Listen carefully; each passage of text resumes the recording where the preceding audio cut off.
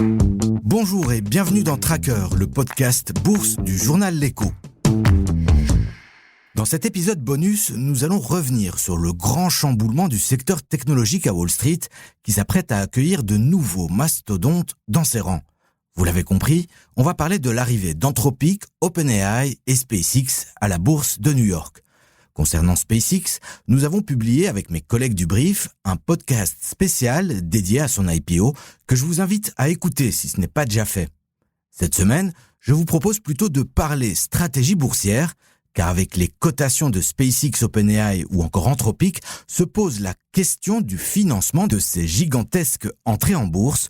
D'où va venir l'argent ? Quelles seront les entreprises qui tireront leur épingle du jeu ? Et à l'inverse, celles qui souffriront de cette redistribution massive du capital. Et surtout, comment les investisseurs doivent-ils se positionner dans un marché où les valorisations se construisent encore largement sur des promesses plutôt que sur des flux de revenus tangibles ? Pour tenter de répondre à ces questions, nous avons invité Nicolas Deltour, le stratégiste en chef de la banque Belfius. Nicolas, bonjour. Bonjour Salim.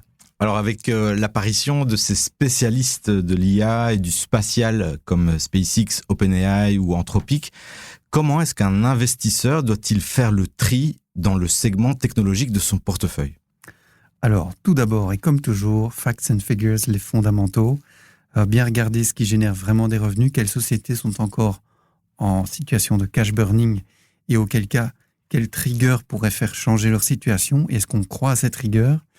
Quand on regarde les fondamentaux, il faut bien regarder les fondamentaux non seulement de la société, mais aussi tout ce qui se passe en amont et en aval.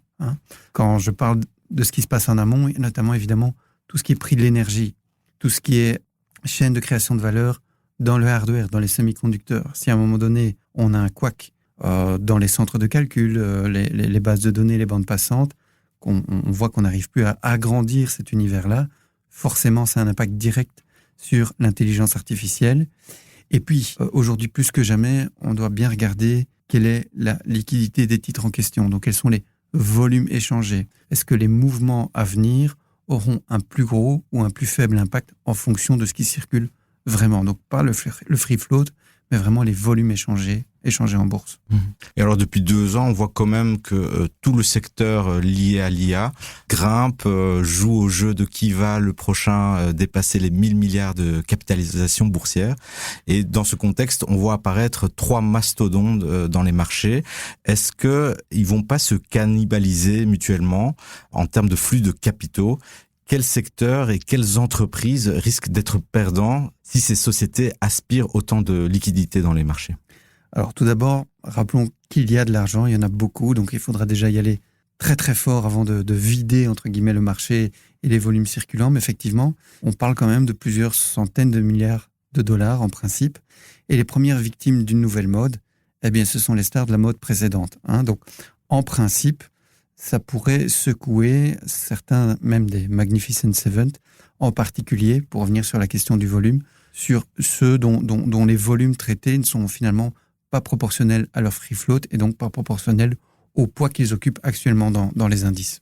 Donc on peut dire que c'est un peu la fin des Mag 7 Alors, la fin, pas nécessairement, mais bon, déjà le concept était un peu un raccourci, on le sait tous, c'était assez hétérogène, mais le concept en lui-même pourrait un peu évoluer, notamment son casting. On voit bien que ce sont des sociétés de plus en plus différentes, même si on pense bien que chacun d'eux traversera les mouvements qui s'annoncent à nous. Mais au fond, le côté plutôt sain de la chose, c'est que ça va amener de facto et mécaniquement une forme de diversification des géants. Et donc, ça pourrait altérer un tout petit peu, et c'est bienvenu, l'hyperconcentration actuelle des marchés.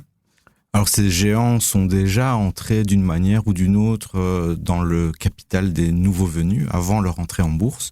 Est-ce que là aussi ça n'a pas poussé ces valorisations à l'extrême et cette mécanique un peu circulaire n'est-elle pas néfaste pour le marché ? Alors il y a un point qui effectivement fait régulièrement tiquer les analystes. On peut se demander si finalement ces durées de vie supposées, donc ces hypothèses de durée de vie pour établir les tableaux d'amortissement comptables ne sont pas un petit peu optimistes par rapport à la durée de vie réelle des puces, etc. Donc le phénomène circulaire, il est réel. Après, les carnets de commandes ils sont réels aussi. Donc, il suffit de voir combien de puces sont produites et achetées chaque année. Il suffit de voir l'évolution des chiffres d'affaires. Et donc là, c'est vraiment la production économique et on n'en est pas au bénéfice comptable. Ça n'est pas maquillable, entre guillemets.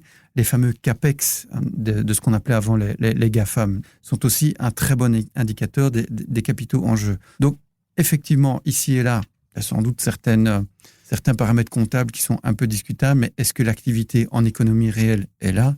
Très certainement. Régulièrement, avec mes collègues, nous regardons notamment les exportations de Taïwan, les chiffres de TSMC. Quand vous regardez le nombre de puces qui sont produites et écoulées à travers le monde, ça, c'est pas de la comptabilité, c'est du réel. Et donc, avec des sociétés comme OpenAI, Anthropic en bourse, le marché va enfin mettre un vrai prix sur ce que c'est l'intelligence artificielle. Quels sont, pour un investisseur, les paramètres qu'il doit surveiller ? Sachant que, comme tous les acteurs de la tech, le prix de leur action sera très sensible au taux. Alors, il sera sensible à plusieurs choses parce qu'effectivement, on parle de revenus futurs. Alors, dans les revenus futurs, il y a deux paramètres hyper importants. Quel est finalement le volume in fine qu'on atteindra et comment est-ce qu'on peut se projeter ? Et puis, effectivement, avec quel taux on va l'actualiser. Alors, pour les revenus futurs, là, ce qui est très important de voir, c'est dans quelle mesure les sociétés clientes des grands acteurs comme OpenAI et Anthropic sont en mesure de continuer à développer du CAPEX, de la dépense et idéalement, in fine aussi, de l'abonnement, parce qu'au final, l'intelligence artificielle va remplacer en grande partie ce fameux software as a service qui souffre un petit peu actuellement. Et donc, la tangibilité du revenu, et ça dépend évidemment des fonctionnalités que les deux acteurs vont développer. Sur quoi est-ce que leurs intelligences artificielles sont les plus opérationnelles, sont les plus efficaces. Ça, c'est une chose. Et dans quelle mesure leurs acheteurs sont en mesure d'acheter. D'autre part, les taux, effectivement. Alors, les taux, ce qui est intéressant, on parle ici des taux américains, on parle bien des taux en dollars. On voit que les taux sont déjà tendus. Les taux longs se sont déjà tendus, ils ont déjà anticipé pas mal de choses. Et, je ne vais pas dire qu'ils plafonnent, mais ils ont tendance à avoir une certaine stabilité actuellement. Après, ce qui va rester, ce sont les autres fondamentaux, les fondamentaux exogènes. À nouveau, le prix de l'énergie, c'est fondamental par rapport à ces questions-là. Et donc, ça se réinvite à nouveau dans l'épure et dans le calcul. Comment évolue la situation en Iran, puisqu'elle-même impacte à grande échelle les prix énergétiques. Et donc, in fine, ça peut avoir un effet domino. L'énergie, les chaînes d'approvisionnement, aussi un peu liées à ce qui peut se passer au Moyen-Orient. Est-ce que la chaîne de création de valeur et d'approvisionnement logistique en semi-conducteurs en particulier et dans les autres composantes, est-ce qu'elle est bien fluide? Et donc, est-ce que l'accès aux matières premières pour pouvoir les fabriquer reste fluide également? Je pense aux terres rares, mais aussi à certains gaz, comme vous le savez, qu'on utilise dans la fabrication des puces. Et là, on n'a pas parlé de ces signes noirs qui peuvent apparaître, souvent aussi de concurrents. Et on l'a vu dans le secteur de l'IA avec DeepSeek, il y a 1 an et demi, qui a un petit peu aussi fait peur au marché parce que quelqu'un d'autre venait avec la même technologie beaucoup moins chère. Voilà, et ça me permet de revenir à la base de la base, la diversification.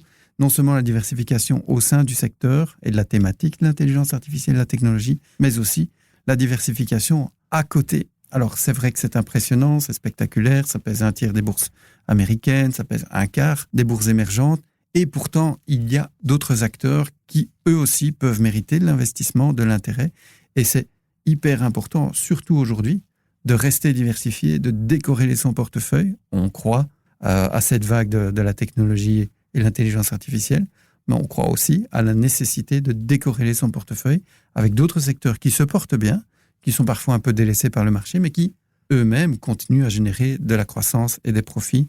Donc ça, de grâce, gardez ça en tête. Merci Nicolas. Merci Salim, à très bientôt. Si vous avez envie d'en savoir plus sur l'IPO de SpaceX, nous mettons dans les notes de cet épisode le lien vers le podcast que nous avons réalisé sur le sujet. Nous glissons aussi quelques liens intéressants vers les articles écrits par mes collègues de la rédaction de l'Écho.